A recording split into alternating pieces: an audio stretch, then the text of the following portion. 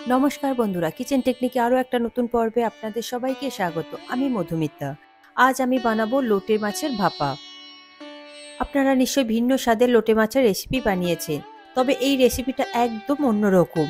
তবে শীতকালে যে কোনো ধরনের নোনা মাছের রেসিপি ভীষণই ভালো লাগে। তবে চলুন দেখে নেওয়া যাক আজকের রেসিপি। নিয়েছি 500 গ্রাম লোটে মাছ। তার মধ্যে দিয়ে দিচ্ছি একটা মিডিয়াম সাইজের পেঁয়াজ কুচিয়ে নিয়েছি, আপনারা চাইলে এখানে বেটেও দিতে পারেন। এরপর দিয়ে দেব 2 টেবিল চামচ পরিমাণে আদা, রসুন, পেঁয়াজ, ধনেপাতা আর 2টো কাঁচা লঙ্কা পেস্ট করে। দিয়ে দেব স্বাদ মতো নুন, দিয়ে দেব হাফ চা চামচ পরিমাণে লাল লঙ্কার গুঁড়ো, দিয়ে দেব হাফ চা চামচ পরিমাণে হলুদ গুঁড়ো, 1 চা চামচ জিরে ধনের গুঁড়ো, 3 চা চামচ সর্ষের তেল। এতে অবশ্যই সর্ষের তেল দেবেন, নোনা মাছে সর্ষের তেল ভীষণ ভালো লাগে। আর দেবেন হাফ চা চামচ কাশ্মীরি লঙ্কার গুঁড়ো। সবকটা উপকরণ দিয়ে আমি হাত দিয়ে খুব ভালোভাবে মাখিয়ে নেব। নুন ও ঝাল নিজেদের স্বাদ মতো দিয়ে দেবেন। এইভাবে মাখিয়ে আমি আধ ঘন্টা মতন রেখে দেব। তবে আপনাদের হাতে যদি সময় না থাকে তাহলে সঙ্গে সঙ্গেও করতে পারেন। আধ ঘন্টা পর ফিরে এসে লোটে মাছটা ভাপানোর জন্যে এইরকম একটা অ্যালুমিনিয়ামের বাটি কিংবা একটা টিফিন বক্স নিতে পারেন। আমি এখানে একটা অ্যালুমিনিয়ামের বাটি নিয়েছি, তাতে আমি লোটে মাছটা ঢেলে দিলাম।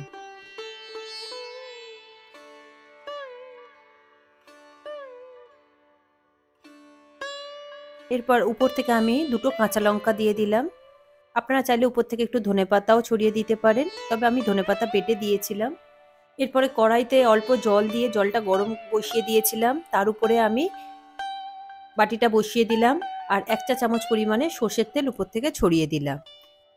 এরপর গ্যাসের ফ্লেমটা মিডিয়ামে রেখে উপর থেকে একটা ঢাকা দিয়ে দিলাম। এইভাবে গ্যাসের ফ্লেমটা আমি 8 থেকে 10 মিনিট মতন রেখে দেব মিডিয়ামে, যেহেতু লোটে মাছ ভীষণই নরম, তাড়াতাড়ি হয়ে যাবে।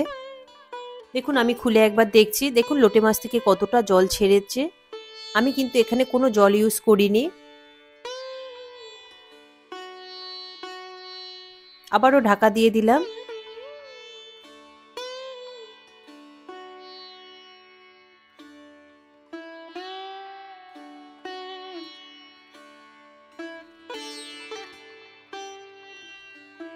আরও একবার ঢাকা খুলে দেখব।